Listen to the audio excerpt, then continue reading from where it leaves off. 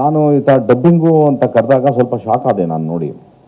ಇಷ್ಟು ಚೆನ್ನಾಗಿ ಮಾಡಿದ್ದೀವ ನಾವು ಪಿಕ್ಚರ್ನ, ಇಷ್ಟು ಸಖತ್ತಾಗಿದೆ ಪಿಕ್ಚರ್ ಇದು, ವಾವ್ ಅಂತ ಮನಸ್ಸಲ್ಲಿ ನಂಗೆ ಭಾಳ ಖುಷಿ ಆಗ್ತಾಯಿತ್ತು. ಡಬ್ಬಿಂಗಂತೂ ಭಾಳ ಎಂಜಾಯ್ ಮಾಡಿದ್ವಿ. ನನಗೆ ಭಾಳ ಖುಷಿಯಾದಂಥ ಜಾಗ ಯಾವುದು ಅಂದರೆ ಆ್ಯಕ್ಟಿಂಗ್ ಸ್ಪಾಟ್ ಅಲ್ಲ, ಡಬ್ಬಿಂಗ್ ನಂಗೆ ತುಂಬ ಇಷ್ಟ.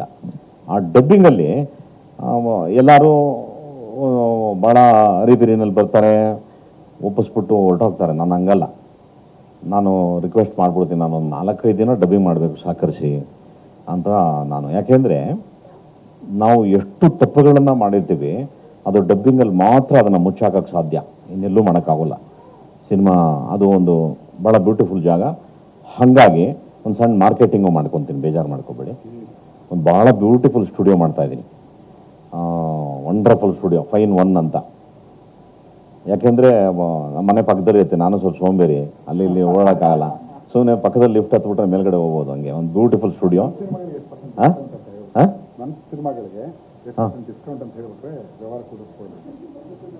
ನಾನಾ ನೀವು ಬೇರೆ ಕೇಳಿಸ್ತು ಇಲ್ಲ ಇಲ್ಲ ಇಲ್ಲ, ಅದು ಪಾಲಿಟಿಷಿಯನ್ಸ್ ಇರುತ್ತೆ, ನನಗಿಲ್ಲ. ನಮ್ಮವರು ಅಂದರೆ ಅದು ಬೇರೆನೇ ಇರುತ್ತೆ, ಅದು ನಿಮ್ಮದು ಅಂತ ಅನ್ಕೊಂತೀನಿ. But will enjoy. ಮನೆ ಇದ್ದಂಗಿರುತ್ತೆ. ಅವನ ಮೇಲೆ ಹತ್ತುಬಿಟ್ರೆ ಯಾರ್ದು ಕಾಟ ಇರೋದಿಲ್ಲ, ಸುತ್ತಲೂ ಮರ ಗಿಡಗಳು ಕಾಣುತ್ತೆ ನಿಮಗೆ, ಭಾಳ ಬ್ಯೂಟಿಫುಲ್ ಆಗಿರುತ್ತೆ. ಸ್ವಲ್ಪ ಸಿನಿಮಾದವ್ರು ದಮ್ಮೋಡಿಯೋ ಶ್ವಾಸ ಜಾಸ್ತಿ ಅಂತೇಳಿ ವೆಂಟಿಲೇಷನ್ ಚೆನ್ನಾಗಿ ಮಾಡಿದ್ದೀನಿ, ತುಂಬ ಚೆನ್ನಾಗಿರುತ್ತೆ. ಇದು ನಿಮ್ಮಿಂದ ಅಲ್ಲೋಗಿ ಸೇರ್ಕೊಬಿಡ್ಲಿ, ಮುಂದೆ ನಮ್ದು ಏಪ್ರಿಲ್ ಓಪನ್ನು ಗೊತ್ತಾಗ್ಬಿಡ್ಲಿ. ಅದಕ್ಕೆ ಜಗ್ಗೆ ಸ್ಟುಡಿಯೋ ಅಂತ ಸಿಗ್ತಾ ಇದೆ. ಸೊ ಹಾಗಾಗಿ ಡಬ್ಬಿಂಗು ಅನ್ನೋದು ನನಗೆ ಭಾಳ ಇಷ್ಟವಾದ ಜಾಗ. ಅಲ್ಲಿ ನಾವು ಭಾಳನೇ ಎಂಜಾಯ್ ಮಾಡ್ತಾ ಒಂದೊಂದು ಅಕ್ಷರವನ್ನು ಜೋಡಿಸ್ತಾ ಇದ್ದೀವಿ. ಹಿಂಗಂದ್ರೆ ಹಿಂಗೆ, ಹಿಂಗಂದ್ರೆ ಹಿಂಗೆ. ಅದಕ್ಕೆ ಉದಾಹರಣೆಗೆ ಒಂದು ತಾತ ಅಂತ ಸೇರಿಸಿದ್ವಲ್ಲ ಎಲ್ಲೋ ಒಂದು ಕಡೆ, ಅಲ್ಲಿ ಇರಲೇ ಇಲ್ಲ. ಅಲ್ಲಿ ಒಂದು ತಾತ ಅಂತ ಅಂದ್ಬಿಟ್ಟು ಅದು ಆ ಥರ ಸಣ್ಣ ಪಂಚಸ್ ಎಲ್ಲ ಭಾಳ ಅದ್ಭುತವಾಗಿ ಡಬ್ಬಿಂಗಲ್ಲೇ ಮಾಡಕ್ತದೆ. ನಾನು ಜಗೇಶ್ ಸರ್ ಪಕ್ಕದಲ್ಲಿದ್ದಾರೆ ಅಂತಲ್ಲ, ಅವರು ಕೆಲಸ ಮಾಡುವಾಗ ತುಂಬ ಶಿಸ್ತ ಕೆಲಸ ಮಾಡಿರ್ತೀವಿ. ಡಬ್ಬಿಂಗ್ ಎಲ್ಲ ಬಂದಾಗ ಏನಾಗುತ್ತೆ ಅಂದರೆ, ಮೊದಲ ಪ್ರೇಕ್ಷಕ ನಾನಾಗಿರ್ತೀನಿ, ನಂಗೆ ನಿಮಗೆ ಬರಬೇಕು ಅಂತ ಹೇಳಿ. ಜಗೇಶ್ ಸರ್ಗೆ ನೀವು ಒಳ್ಳೇದೊಂದು ಮಾತು ಕೊಟ್ಬಿಟ್ಟು ಬಿಟ್ಬಿಡಿ, ಅದನ್ನ ತಿರುಗಿಸ್ತಾರೆ ಆಟ ಆಡ್ತಾರೆ, ಅದ್ರಲ್ಲೊಂದು ಮಜಾ ಸಿಗತ್ರಿ. ಅದು ಅವ್ರ ಸ್ಟ್ರೆಂತ್ ಅದು. ಯಾಕೆಂದ್ರೆ ಎಲ್ಲವನ್ನೂ ಬರೆಯೋಕ್ಕಾಗಲ್ಲ. ಕೆಲವು ಸಣ್ಣದು ತುಂಬಾ ದೊಡ್ಡ ಮ್ಯಾಜಿಕ್ ಕ್ರಿಯೇಟ್ ಮಾಡಿದೆ. ಮಂಜುನಾಥಲ್ಲೂ ಕೊಟ್ಟಿದ್ದಾರೆ, ಸಹಕಾರ ಕೊಟ್ಟಿದ್ದಾರೆ, ಮಠದಲ್ಲೂ ಕೊಟ್ಟಿದ್ದಾರೆ, ಡಿಸ್ಕಸ್ ಮಾಡ್ತೀವಿ.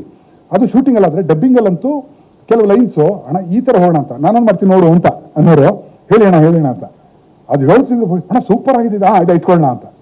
ಸೊ ಸ್ಕ್ರಿಪ್ಟು ಫೈನಲ್ ಆಗೋದು ಡಬ್ಬಿಂಗ್ ಹಂತಗಳಲ್ಲಿ.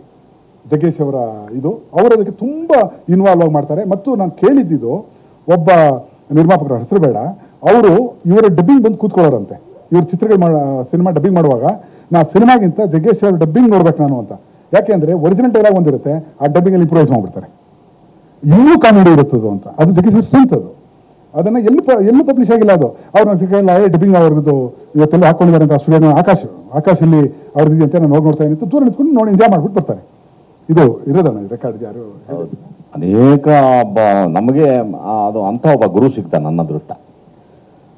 ಅವರು ಚಾಮುಂಡೇಶ್ವರಿ ಸ್ಟುಡಿಯೋ ಇಂಜಿನಿಯರು. ಪಾಪ ಅವರು ಕೆಲಸ ಇಲ್ಲದಿದ್ದಾಗ ನನಗೆ ಯಾರ್ಯಾವುದೋ ಡಬ್ಬಿಂಗ್ ಎಲ್ಲ ಮಾಡಿಸ್ಬಿಡೋರು, ಪ್ರಭಾಕರ್ದು ಮಾಡಿಸ್ಬಿಡೋರು, ಆಮೇಲೆ ಅಂಬರೀಷ್ ಅವ್ರದ್ದೆಲ್ಲ ಮಾಡಿಸೋರು, ಅಂದರೆ ಜಸ್ಟ್ ಫಾರ್ ಪ್ರಾಕ್ಟೀಸ್. ಅದೊಂದು ಪಾಪ ನನಗೆ ತುಂಬ ಒಂದು ಅವಕಾಶ ಮಾಡಿಕೊಟ್ರುವಾಗ.